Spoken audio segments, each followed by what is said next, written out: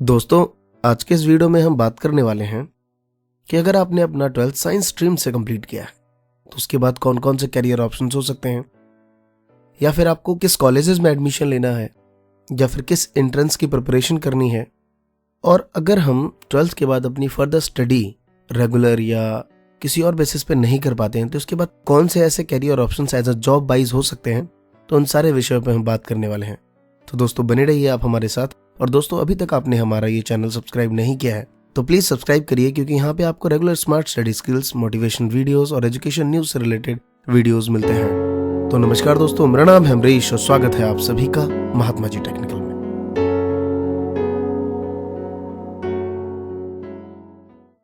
तो दोस्तों, सबसे पहले हम साइंस स्ट्रीम के कोर्सेज को दो पार्ट में डिवाइड कर लेते हैं। एक पीसीएम फिजिक्स केमिस्ट्री मैथ और दूसरा पीसीबी फिजिक्स केमिस्ट्री बायोलॉजी। तो दोस्तों, सबसे पहले पीसीएम के बारे में बात कर लेते हैं कि पीसीएम से जब आप पास आउट होते हैं तो कौन कौन से कैरियर ऑप्शंस हैं। तो सबसे पहला है इंजीनियरिंग। इसका ड्यूरेशन जो है वो 4 ईयर का है। इसमें आप बीई और बीटेक कर सकते हैं और इंजीनियरिंग टाइप्स ऑफ होते हैं। बट उससे पहले हम ये डिसाइड कर लेते हैं इंजीनियरिंग की एडमिशन्स के लिए सबसे पहला स्टूडेंट क्या ट्राई करता है। तो दोस्तों, सबसे पहले वो आईआईटी जेईई के एग्जामिनेशन की प्रिपरेशन करता है, बिकॉज जितने भी आईआईटी कॉलेजेस हैं उसमें जेईई के एंट्रेंस से ही आप उसमें एडमिशन ले पाते हैं। दोस्तों, इंडिया में 23 अप्रूव्ड आईआईटी कॉलेजेस हैं, जिसमें टॉप 5 कुछ कॉलेजेस हैं। IIT Kanpur, IIT Bombay, IIT Madras, IIT Delhi, ये कुछ कॉलेजेस हैं जो रैंक वाइज मैं बात कर रहा हूँ। तो इन सब में या किसी में भी अगर आपको एडमिशन लेना है तो जेईई का एग्जामिनेशन आपको देना पड़ेगा। इसके लिए एलिजिबिलिटी जो क्राइटेरिया है वो है 12th पास होना चाहिए आपका। तो दोस्तों, आप इसमें बीटेक या बीई, फिर उसके बाद एमई एमटेक कर सकते हैं। आगे बीई बीटेक 4 ईयर का कोर्स है, फिर एमई एमटेक आगे 2 ईयर का कोर्स मिलेगा आपको इसमें।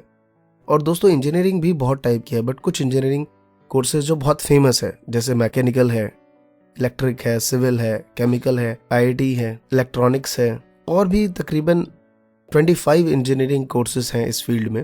आप और भी सर्च कर सकते हैं, बट ये काफ़ी फेमस है थोड़े। तो इन सब में आप अपनी एक्सपर्टीज आगे ले सकते हैं। नॉर्मली आपने सुना होगा कि यार इंजीनियरिंग में तो अब स्कोप ही नहीं है, भूखे मर रहे हैं लोग, पता नहीं कौन है जो अफवाहें फैलाते हैं इतना सारा। अगर ऐसा कुछ हो रहा होता तो इतने सारे स्टूडेंट सिर्फ आईआईटी जेईई के एग्जामिनेशन के लिए हर साल 14 से 15 लाख स्टूडेंट अपीयर होते हैं। उसमें करीबन 80 to 90 या 1 लाख स्टूडेंट या 1,10,000 के करीब स्टूडेंट को एडमिशन मिलता है। ये दुर्भाग्य है इस देश का कि सभी स्टूडेंट को एडमिशन नहीं मिल पाता। क्राइटेरिया ये है कि भाई सीट्स नहीं हो पाती। इसके पीछे मैं ये नहीं मानता कि ज़्यादा स्टूडेंट है, क्योंकि जिस माँ के 5 बेटे होंगे तो वो 4 को अनाथ नहीं बना देगी। तो ऐसा नहीं मानता। गवर्नमेंट को इसके रिगार्डिंग कॉलेजेस बनाने चाहिए। ये विषय नहीं है आज हमारा, बट ऐसा नहीं है दोस्तों। सिविल में, आईटी में बहुत डिमांड है इंजीनियर की, बट आप सिर्फ पढ़ने गए थे, कुछ सीखने नहीं गए थे वहाँ, तो आई एम श्योर कि आपको अच्छी जॉब नहीं मिलेगी। और ये हर फील्ड की कहानी है। जो भी फील्ड आपको लगता है कि उसमें बेस्ट जॉब्स हैं, आप मुझे बता दीजिए। उसमें ढेर सारे अनएम्प्लॉयड लोग मिलेंगे, और ये वो मिलेंगे जो सिर्फ करने गए थे, डिग्री ले ली, लेकिन उसके रिगार्डिंग कुछ आता नहीं है, या आता भी नहीं है तो कोशिश भी नहीं करते। तो ऐसा नहीं है दोस्तों कि इंजीनियरिंग की डिमांड नहीं है। चाहे सिविल में हो, किसी में भी हो, मैकेनिकल हो, हर एक की डिमांड बहुत ज़्यादा है। अगर आपने पढ़ाई में इंटरेस्ट भले ना लिया हो, थोड़ा बहुत कम ज़्यादा चलेगा, लेकिन उसके बाद जो आप इंटरेस्ट ले रहे हैं कि हाँ मुझे अब कुछ करना है, तो ये मोस्ट इंपॉर्टेंट रखता है। तो दोस्तों, ये थी कुछ बातें इंजीनियरिंग के रिगार्डिंग। इसके बाद आता है बीएससी। जैसे ही आप 12th के बाद बीएससी करेंगे तो ये आपका 3 ईयर का प्रोग्राम रहता है।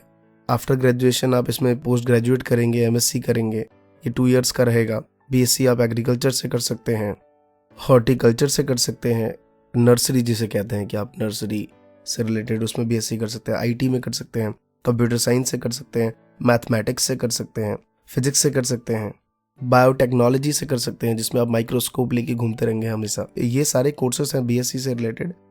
बीएससी में दोस्तों ये बेनिफिट होता है आपका कि आपको अगर अच्छे मार्क्स, आपने गुड स्कोर किया है, तो आपको स्कॉलरशिप मिल सकती है। स्कॉलरशिप के रिगार्डिंग मैं आगे वीडियोस बनाऊंगा कि कहाँ कहाँ से आप स्कॉलरशिप ले सकते हैं। उसके बाद दोस्तों आप बीसीए कर सकते हैं। 3 ईयर का कोर्स है, बट बीसीए से काम नहीं चलेगा। इसके लिए आपको एमसीए करना ही पड़ेगा।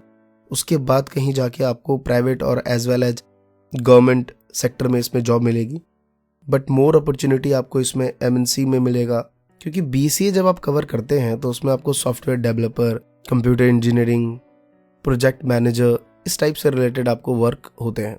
और सॉफ्टवेयर डेवलपर की तो डिमांड है इस टाइम। और आप जानते हैं कि आज के डेट में ग्रोसरी वाले से लेके ज्वेलरी वाले तक सबको ई कॉमर्स में आना है, सबको सॉफ्टवेयर चाहिए, सबको डेवलपर चाहिए।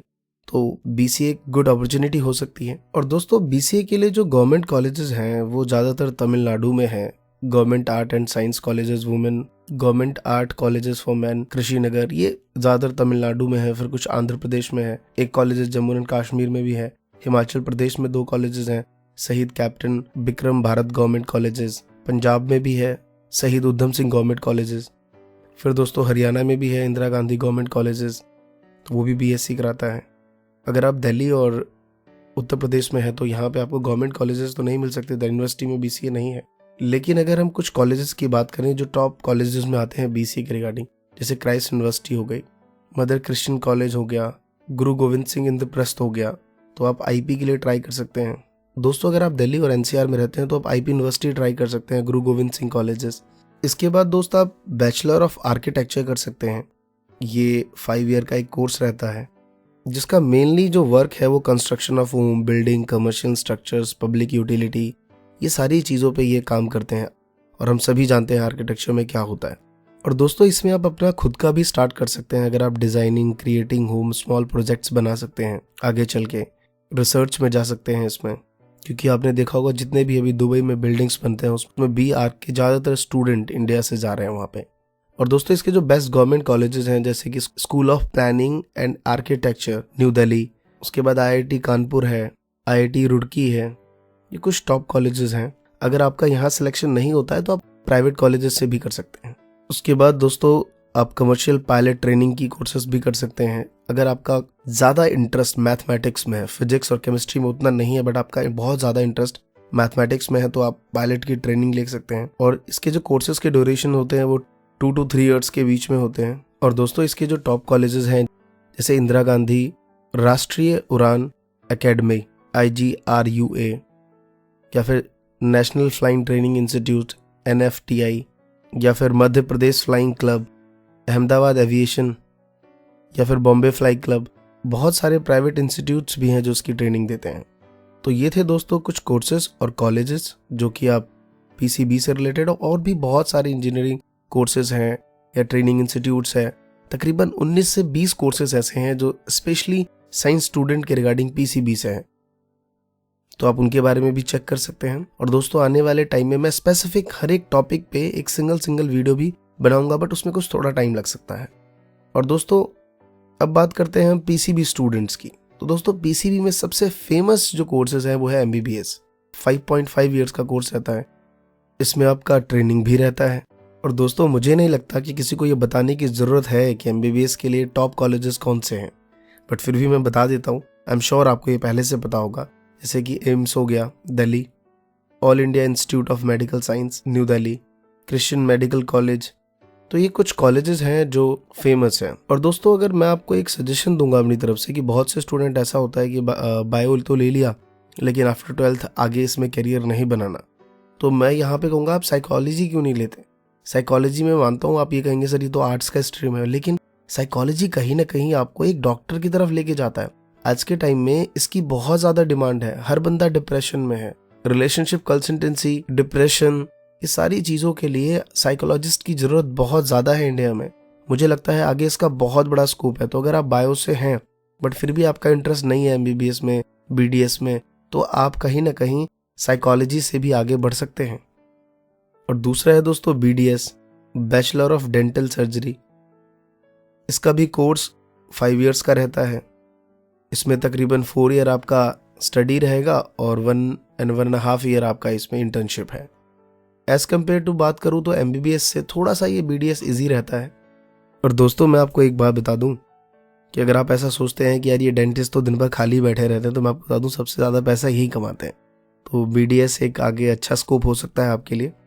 और अगर आप दिल्ली के आसपास रहते हैं तो इनप्रेस dental college of hospitality hospital Ghaziabad, ITS college dental science Noida, Hindustan institute of dental science greater Noida, या फिर किसी भी स्टेट में रहते हैं उसके बहुत सारे यहाँ पे। अगर आप आंध्र प्रदेश में है तकरीबन वहाँ पे 20 कॉलेजेस हैं। अगर आप बिहार से हैं तो पटना डेंटल कॉलेज है, छत्तीसगढ़ से हैं तो गवर्नमेंट डेंटल कॉलेज रायपुर है, हरियाणा में post graduate institute of dental science Rohtak, और सबसे ज़्यादा कॉलेजेस केरल और कर्नाटक में हैं। इसके तकरीबन 25 से 30 कॉलेजेस गवर्नमेंट कॉलेजेस हैं। मध्य प्रदेश में भी है college of dental science and hospital Rau, Bhopal college of dentist, Maharashtra से है तो government dental college of hospitality, और ये मैं कुछ एक आध नेम बता रहा हूँ आपको। इन सब में तकरीबन बहुत सारे कॉलेजेस हैं जो कि गवर्नमेंट से हैं, एफिलेटेड हैं, और as well as private colleges भी है। बट मैं ज़्यादा आपको कहूँगा कि पहले तो आप गवर्नमेंट कॉलेजेस की ट्राई करिए। उसके बाद दोस्तों आप फार्मेसी में जा सकते हैं, डी फार्मा कर सकते हैं, ये भी आप आफ्टर 12th कर सकते हैं, बी फार्मा कर सकते हैं। मेडिसिन के सेक्टर में आप अगर रिसर्च में जाना चाहते हैं तो बी फार्मा प्लस MBA कर सकते हैं, क्योंकि इसमें मार्केटिंग स्ट्रैटेजी होनी चाहिए। काफ़ी पैसा है आजकल मेडिसिन लाइन में, जितना आप मार्केटिंग में जाएंगे, तो साथ में अगर आप बी फार्मा प्लस MBA कर लेते हैं आगे चल के तो लॉट्स ऑफ स्कोप है आपके सामने, और मुझे लगता है काफ़ी ज़्यादा अपॉर्चुनिटी है इस फील्ड में। इसके बाद आप B.Ed कर सकते हैं, चाहे वो PCB से हो, PCM से हो, तो आप B.Ed कर सकते हैं, टीचर ट्रेनिंग कोर्सेज कर सकते हैं, और बाकी वो सारे कोर्सेज कर सकते हैं जो मैंने कॉमर्स और आर्ट स्ट्रीम के लिए बनाया हुआ है। उसका लिंक मैं नीचे डिस्क्रिप्शन में और ऊपर आई बटन में भी दे रहा हूँ, तो आप यहाँ पे क्लिक करके ये दोनों वीडियोस देख सकते हैं कि कौन कौन से कोर्सेज हैं जो आप उसमें भी कर सकते हैं। और दोस्तों इसके बाद अगर आप चाहते हैं कि नहीं आफ्टर 12th मुझे जॉब करना है या कुछ ऐसे कोर्सेज करने हैं जिसके बाद मैं एक अच्छी जॉब ले सकूं, तो मैंने ऊपर बताया था आपको एयर होस्टिंग ट्रेनिंग के बारे में, वहाँ से आप कर सकते हैं। इवेंट मैनेजमेंट कर सकते हैं, हॉस्पिटैलिटी डिप्लोमा कोर्सेज कर सकते हैं, लॉ में जा सकते हैं, ग्राफिक्स कर सकते हैं, डिज़ाइनिंग में जा सकते हैं, मास कम्युनिकेशंस में जा सकते हैं। ये सारी बातें मैंने BA और BCom से रिलेटेड वीडियोस में मैंने बनाई हुई हैं, ऊपर आई बटन में आपको दे रहा हूँ मैं। तो ये सारे कोर्सेज करके आप आफ्टर 12th एक अच्छी जॉब परस्यू कर सकते हैं। तो दोस्तों कैसा लगा आपको ये वीडियो, जरूर कमेंट करके नीचे बताइए, और कुछ और कोर्सेज के बारे में आप जानते हैं तो कमेंट में जरूर लिखिए, इससे कुछ और बच्चों को हेल्प मिल सके इस बेसिस पे। थैंक यू दोस्तों, जय हिंद, जय भारत।